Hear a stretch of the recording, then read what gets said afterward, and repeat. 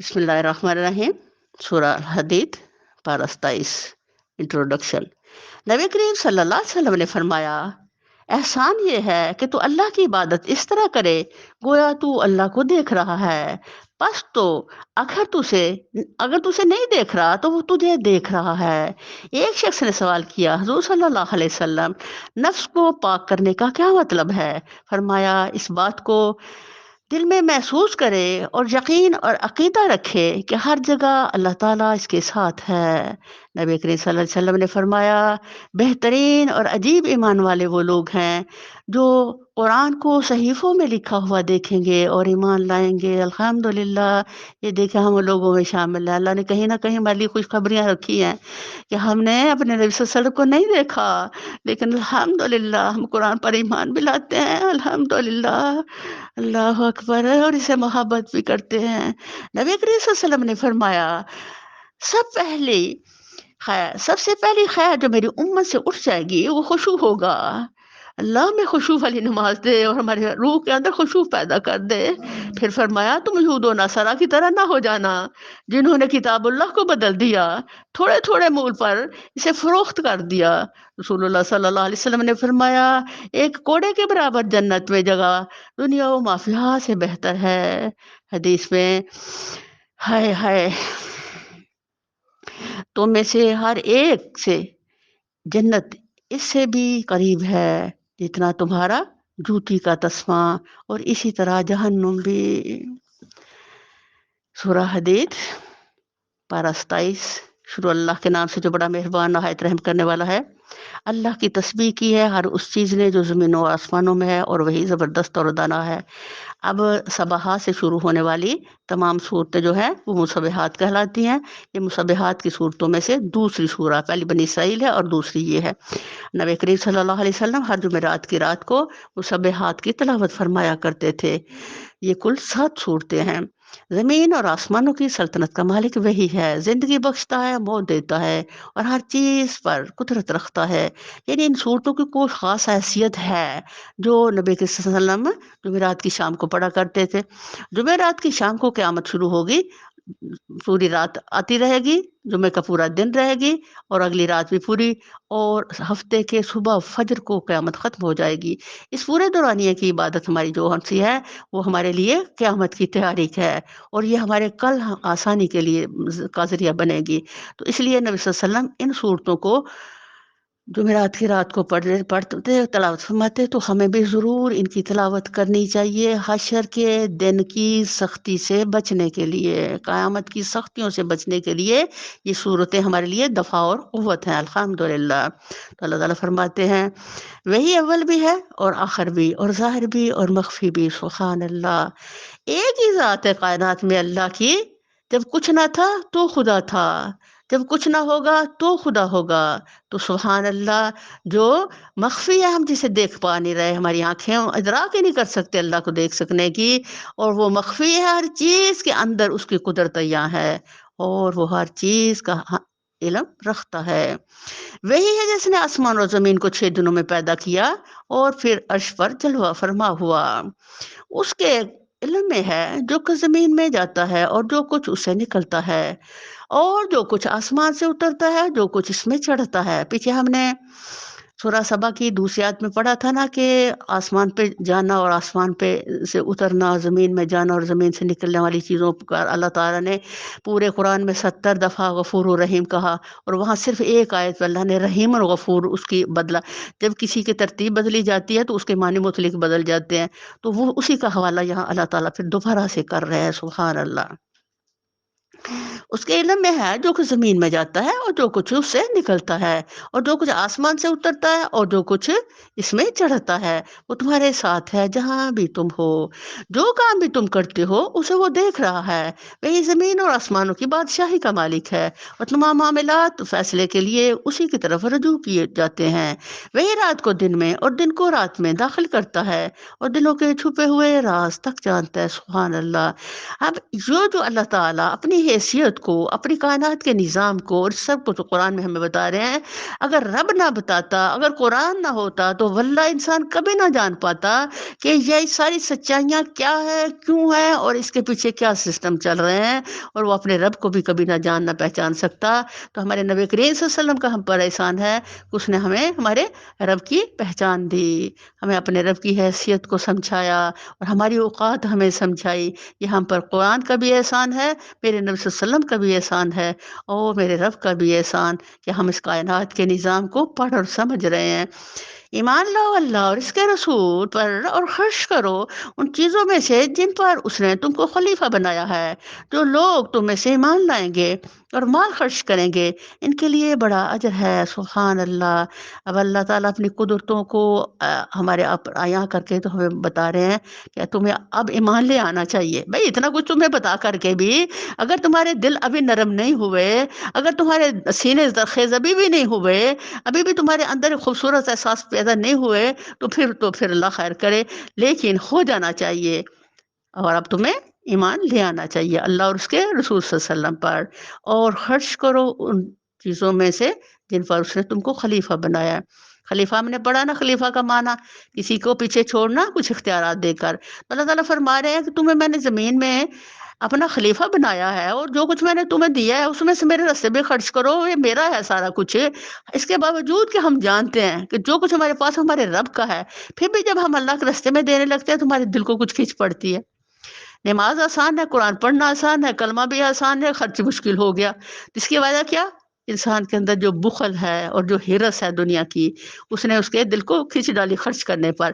تو اللہ نے پھر لازم کر دیا ہمارے لیے کہ تم اپنے مال میں سے 2.5% سال میں ایک دفعہ ضرور نکالو۔ ویسے سخاوت ہر وقت کرتے ہو، وہ تو عظیم بات ہے، اللہ سخی ہے، اور اللہ کرے گے ہمارے اندر بھی یہ صفت پیدا اللہ کر دے۔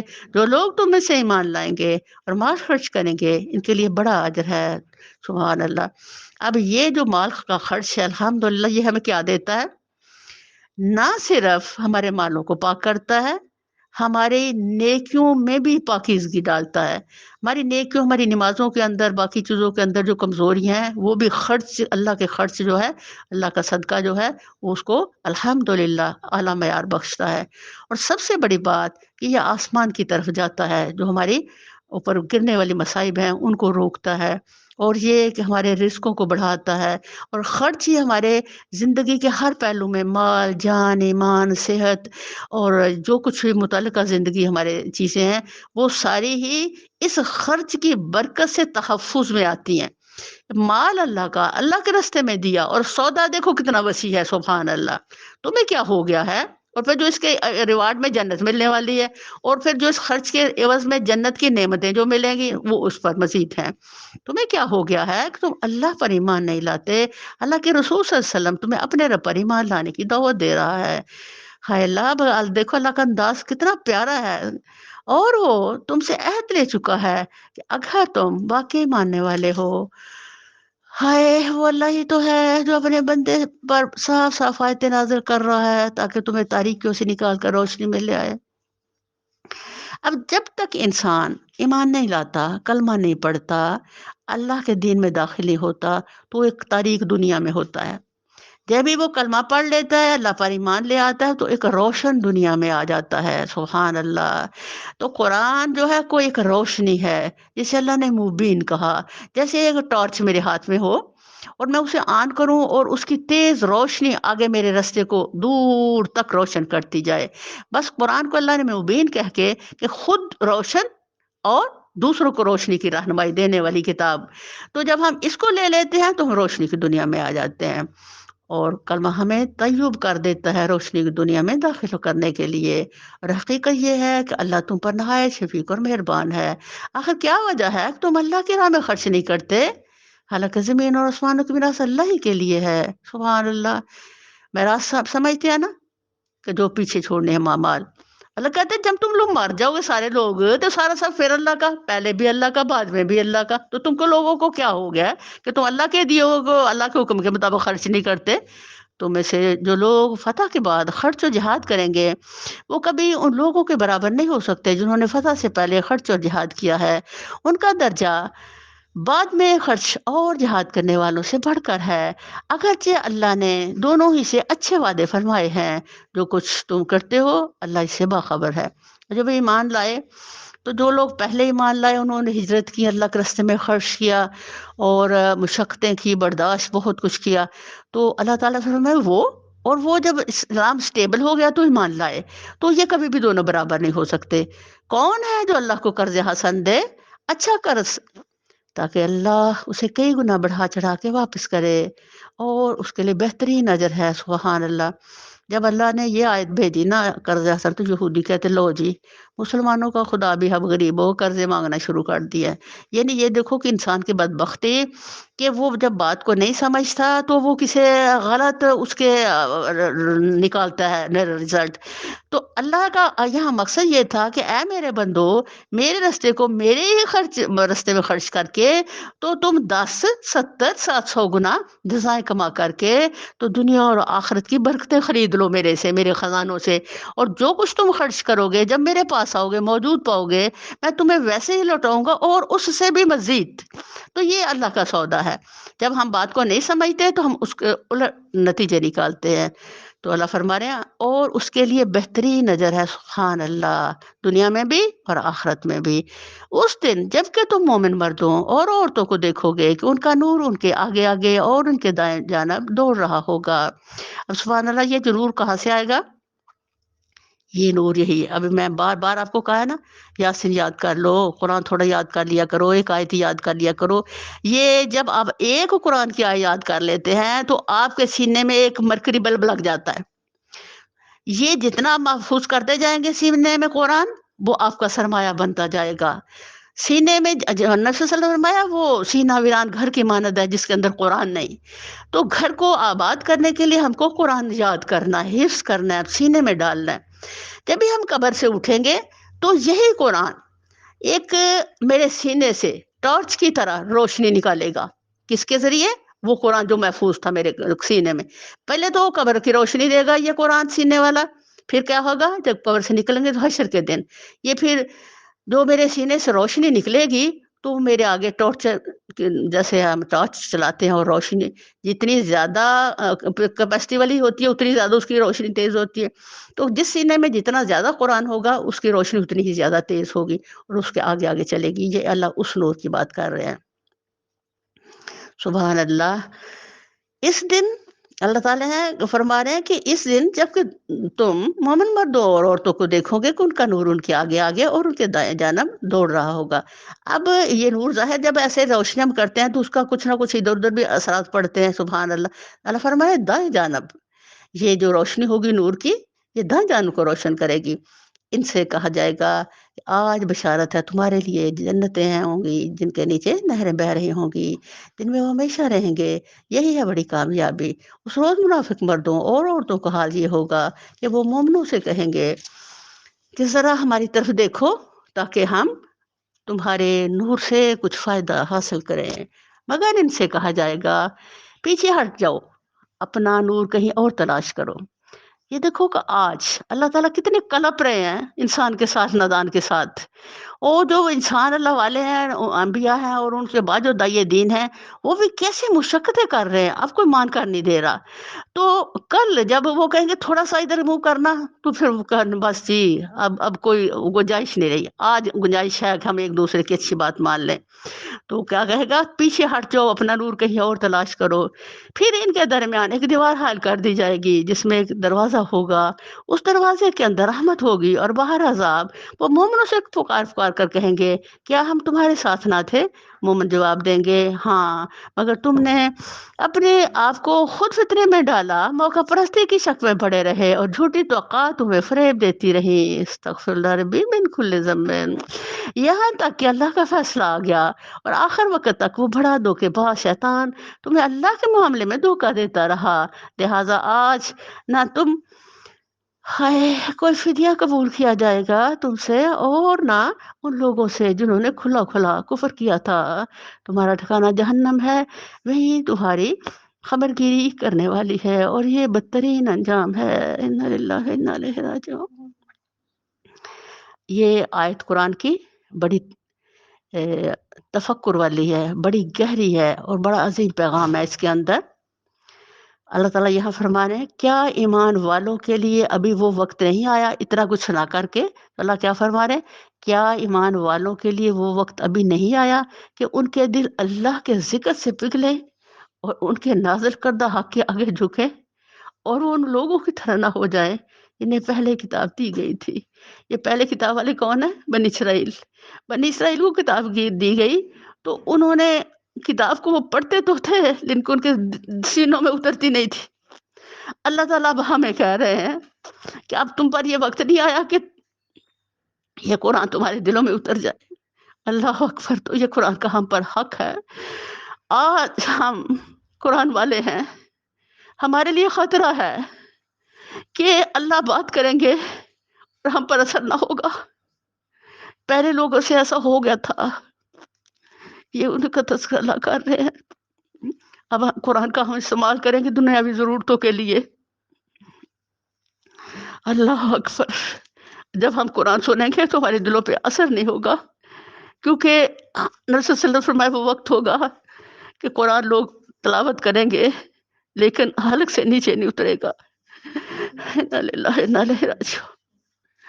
قرآن کے ساتھ ہمارا جو تعلق ہے وہ ایسے مصنوعی سا ہو جائے گا جو آج ہے۔ واللہ آج ہمارا قرآن کے ساتھ مصنوعی تعلق ہے کیونکہ ہم اسے پڑھا، ہمیں ابھی ہم قرآن رمضان کے بعد اسے لپیٹیں گے اور سنبھال دیں گے۔ یہ مصنوعی تعلق، اصل تعلق کیا ہے؟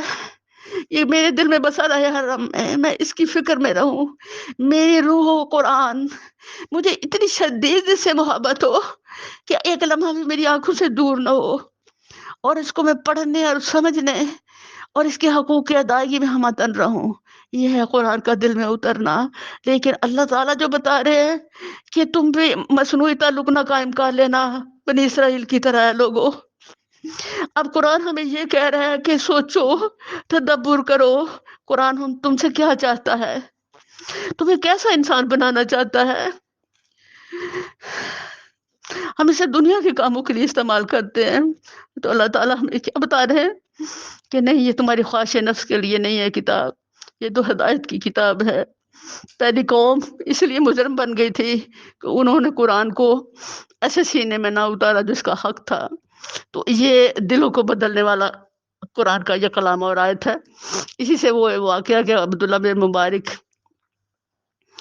ایک جوان جو نیک صالح ماں باپ کا بیٹا تھا، تو وہ اتنا ہی برائی میں بڑھ گیا، اتنا ہی اوور زیادہ شراب کباب میں ناچ گانے میں ہر وقت رہتا۔ لیکن ماں باپ اتنے صالح اور نیک تھے کہ وہ ہر وقت اللہ تعالیٰ کے سجدہ ریزیوں سے، صدقے سے، نمازوں سے دعائیں کرتے۔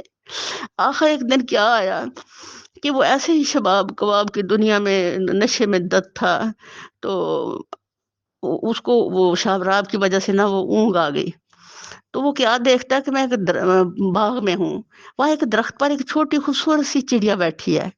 تو وہ چڑیا جو ہے وہ تلاوت کر رہی ہے اور کہہ رہی ہے الم جان للذین آمنوا ان تخشع قلوبهم لذکر اللہ وما نزل من الحق۔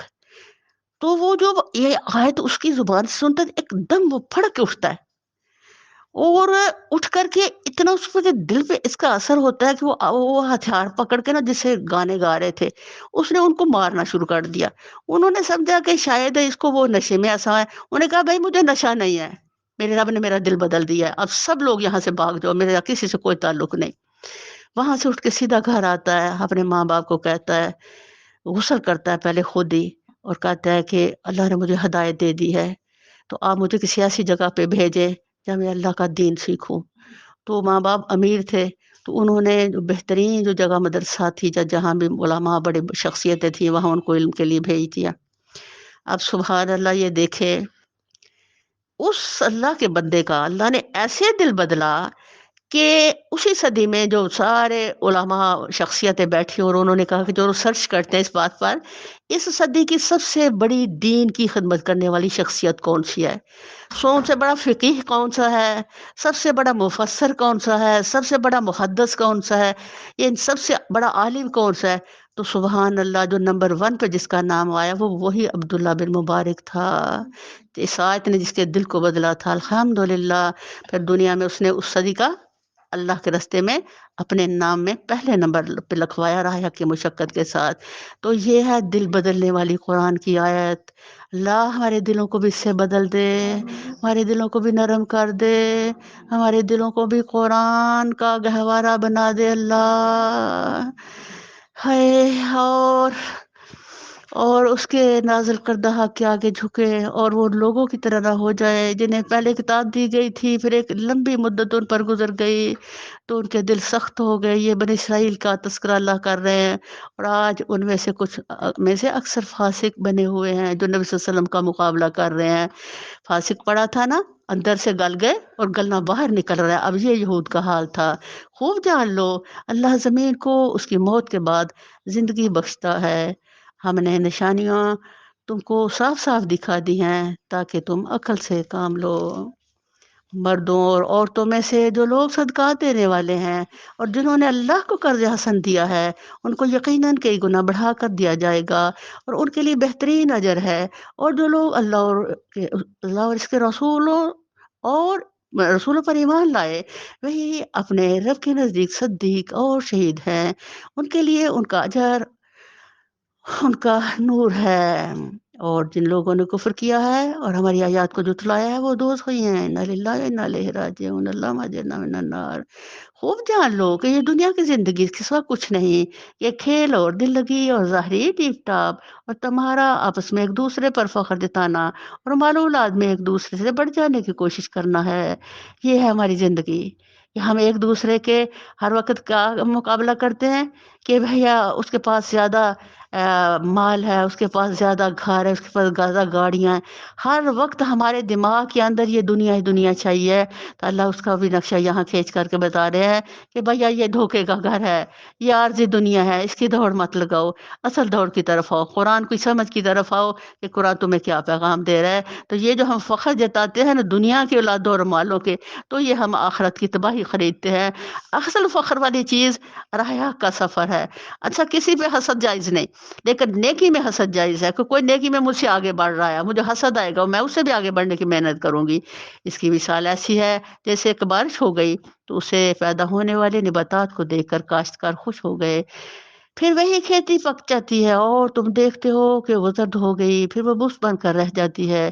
اس کے برعکس آخرت وہ جگہ ہے جہاں سخت عذاب ہے اور اللہ کی مغفرت اس کی خوشنودی ہے. دنیا کی زندگی ایک دھوکے کی ٹٹی کے سوا کچھ نہیں. دوڑو. اچھا پیچھے ہم نے پڑھا تھا ساری اولا مغفرہ. یہ تب میں نے کہا تھا کہ ہم انشاءاللہ اس کا کمپیریزن کریں گے حدید میں جا کے. اس میں تھا ساری اولا مغفرہ، اس میں سابقو اولا مغفرہ.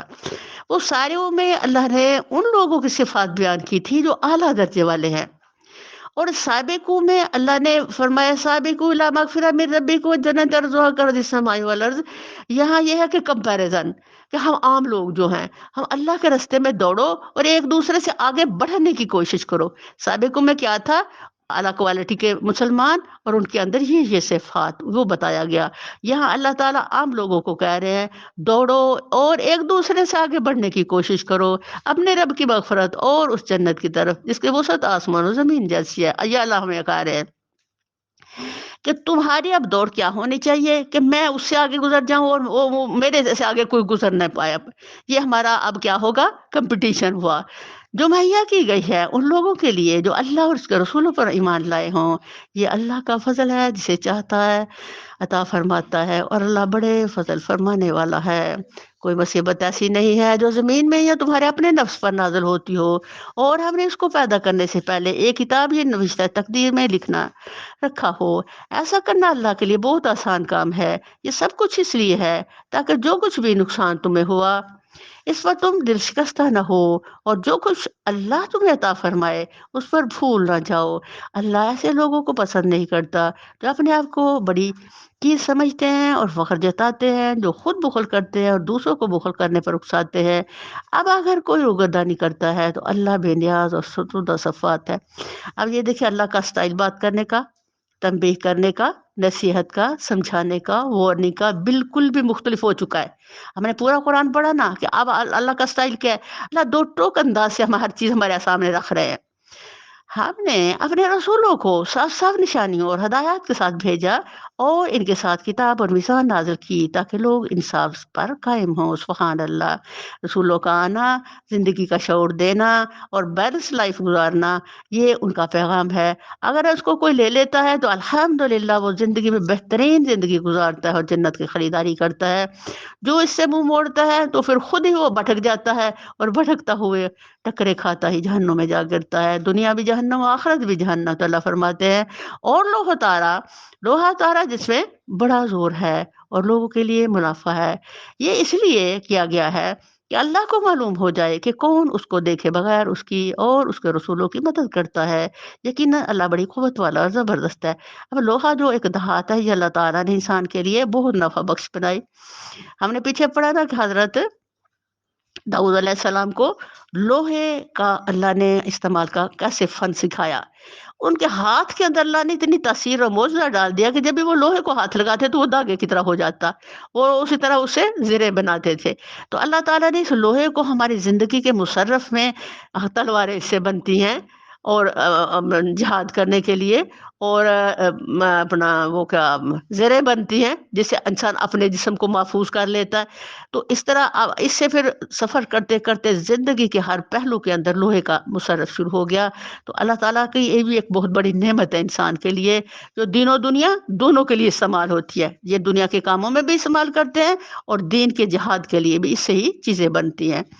ہم نے نوح اور ابراہیم کو بھیجا اور ان دونوں کی نسل میں نبوت اور کتاب رکھ دی، پھر اس کی اولاد میں سے کسی نے ہدایت اختیار کی اور بہت سے فاسق ہو گئے۔ اللہ اکبر کبیرہ۔ ان کے بعد ہم نے پے در پے اپنے رسول بھیجے، اور سب کے بعد عیسیٰ ابن مریم کو مبعوث کیا اور اس کو انجیل عطا کی، اور جن لوگوں نے اس کی پیروی اختیار کی ان کے دلوں میں ہم نے ترس اور رحم ڈال دیا۔ سبحان اللہ۔ امتوں میں سب سے جو ترس اور رحم اور وہ لگا لیں کہ اچھے دل والے لوگ رہے، وہ عیسائی رہے، اور اسی لیے بہت سے عیسائی نبی کریم صلی اللہ علیہ وسلم پر ایمان لائے۔ اور رہبانیت انہوں نے خود ایجاد کر لی۔ انہوں نے جب عیسائی جب کہاں سے اکھڑتے ہیں آ کر کے، پہلے یہی سچے مومن مسلم تھے اور نرم دل اللہ ان کی تعریف بھی فرما رہے ہیں، لیکن جب انہوں کو دین نے اپنے گڑبڑ کیا تو ان کو، یہ بہت پرانے زمانے کی بات نہیں ہے بلکہ کچھ صدیوں بھی پہلے، خود ہی انہوں نے حضرت عیسیٰ علیہ السلام کو بھی خدا بنا لیا اور ان کی ماں مریم کو بھی خدا بنا لیا، اور آہستہ آہستہ کرتے کرتے انہوں نے کہا جو عیسیٰ علیہ السلام کی زندگی ہے اس کے اندر جو یہ ہے کہ اگر ایک منہ پہ تھپڑ لگے تو دوسرا منہ آگے کر دو، یہ انتقام نہیں تم لے سکتے، تو کیا بہتر ہے اچھی زندگی کہ دنیا کو چھوڑ چھاڑ کر کے تو ایک طرف بہ کے تنہا تو انسان اپنی عبادت کرے، اور دنیا کو چھوڑنا ہی یہ آخرت کی فلاح کا باعث ہے۔ تو اللہ فرما رہے ہیں اچھے لوگ تھے یہ لے، لیکن انہوں نے یہ غلط خود ہی غلط رستہ اختیار کر لیا رہبانیت کا، دنیا کو چھوڑنے کا۔ تو نبی صلی اللہ علیہ وسلم نے فرمایا لا رہبانیت فی الاسلام، اسلام میں رہبانیت نہیں ہے بھائی۔ کیوں؟ اس لیے کہ اسلام تو آیا اس لیے دوسروں کو دین سکھانے، دعوت دینے، داعیے دین کی حیثیت سے ہر مسلمان کلمہ والا ہے، تو پھر اگر دنیا کو چھوڑ دے گا تو دین کی دعوت کون دے گا؟ جسے پھر حضور کا اعلان ہے کہ مسلمانوں میں کوئی بھی راہب نہیں ہو سکتا۔ انہوں نے اسے خود ایجاد کر لیا تھا رہبانیت کو۔ اللہ تعالیٰ ان کی اس غلطی پر یہاں نشاندہی فرما رہے ہیں۔ ہم نے اسے ان پر فرض نہیں کیا تھا مگر اللہ کی خوشنودی کی طلب میں انہوں نے آپ ہی یہ بدعت نکالی اور اس کی پابندی کرنے کا جو حق تھا اسے ادا نہ کیا۔ ان میں سے جو لوگ ایمان لائے ہوئے تھے ان کا اجر ہم نے ان کو عطا کیا، مگر ان میں سے اکثر لوگ فاسق ہیں۔ اے لوگوں جو ایمان لائے ہو، اللہ سے ڈرو اور اس کے رسول محمد صلی اللہ علیہ وسلم پر ایمان لاؤ، اللہ تمہیں اپنی رحمت کا دوہرا حصہ عطا فرمائے گا۔ یہ نہیں، یہ اہل کتاب کے لیے ہے کہ جو پہلی کتاب پہ ایمان رکھتے تھے اور پھر اگر نبی صلی اللہ علیہ وسلم پر ایمان لائے تو اللہ کے نزدیک ان کے لیے دوہری جزا ہے، اور تمہیں وہ نور بخشے گا جس کی روشنی میں تم چلو گے، اور تمہارے قصور معاف کر دے گا۔ اللہ بڑا معاف کرنے والا اور مہربان ہے۔ تم کو یہ روش اختیار کرنی چاہیے تاکہ اہل کتاب کو معلوم ہو جائے کہ اللہ کے فضل پر ان کا کوئی اجارہ نہیں ہے، اور یہ کہ اللہ کا فضل اس کے اپنے ہی ہاتھ میں ہے، جسے چاہتا ہے عطا فرماتا ہے، اور اللہ بڑا فضل فرمانے والا ہے۔ وما علینا الا البلاغ۔